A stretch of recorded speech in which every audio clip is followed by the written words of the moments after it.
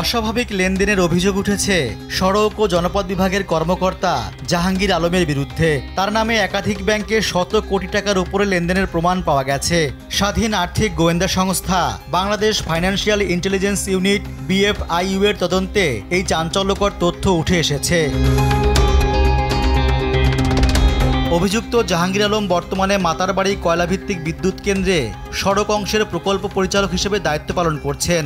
BFIU এর প্রতিবেদন বলছে 2015 সালে প্রকল্প পরিচালক হওয়ার পর থেকে এ পর্যন্ত তার নামে বেতন ভাতা বাবদ 98 লাখ টাকা জমা হয়েছে। অথচ তার 77টি FDR সহ মোট 82 ব্যাংক হিসাবে লেনদেন হয়েছে 138 কোটি 31 লাখ টাকা।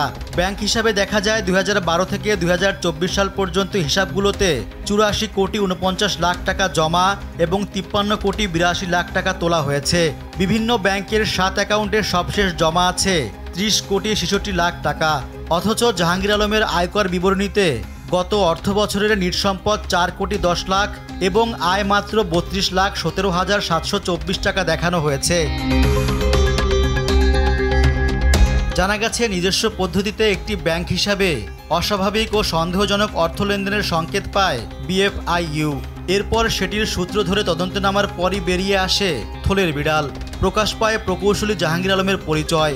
একজন সরকারি কর্মকর্তা হয়ে তার হিসাবে কোটি কোটি টাকা লেনদেনের চিত্র দেখে হতবাক গোয়েন্দা সংস্থার সদস্যরা।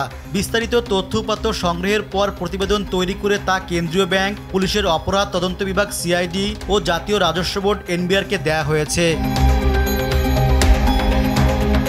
সরকারের এসব সংস্থায় পাঠানো প্রতিবেদনে বলা হয়েছে, জাহাঙ্গীর আলম বাংলাদেশের প্রচলিত আইন, বিধিবিধান ও নিয়মাবলী লঙ্ঘন করে দুর্নীতির মাধ্যমে বিপুল অর্থ উপার্জন করেছেন।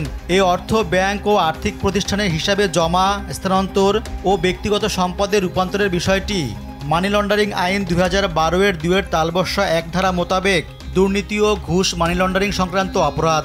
সেই সঙ্গে অবৈধভাবে অর্জিত অর্থ আয়কর বিবরণীতে প্রদর্শন না করে করফাঁকির বিষয়টি একই আইনের 2 তালবস্যার 19 ধারা মোতাবেক মানি লন্ডারিং সম্পৃক্ত কর সংক্রান্ত অপরাধ। উল্লেখিত অপরাধের বিষয়ে অধিকতর অনুসন্ধান ও তদন্তপূর্বক আইনি ব্যবস্থা নেওয়া আবশ্যক। ব্যাংক ও আর্থিক প্রতিষ্ঠানে 30 কোটি 66 লাখ টাকা জমা থাকার বাইরে জাহাঙ্গীর আলম ও তার স্ত্রী সন্তানের নামে অন্যান্য অবৈধ স্থাবর অস্থাবর সম্পদ থাকতে পারে বলে ধারণা করছে গোয়েন্দা সংস্থাটি। এটা উদ্ঘাটনের জন্য অধিকতর তদন্তের তাগিদ দেওয়া হয়েছে। এদিকে এই প্রতিবেদন প্রকাশের পর দেশের কয়েকটি গণমাধ্যমে কথা বলেছেন জাহাঙ্গীর আলম। জানিয়েছেন প্রতিবেদনের বিষয়ে কিছুই জানেন না তিনি। কোথাও একটা ভুল হতে পারে। এ প্রকৌশলীর দাবি তার এত টাকা নেই, এত অর্থ থাকলে চাকরি ছেড়ে দিতেন। রেজওয়ান সিদ্দিকী, দেশ TV।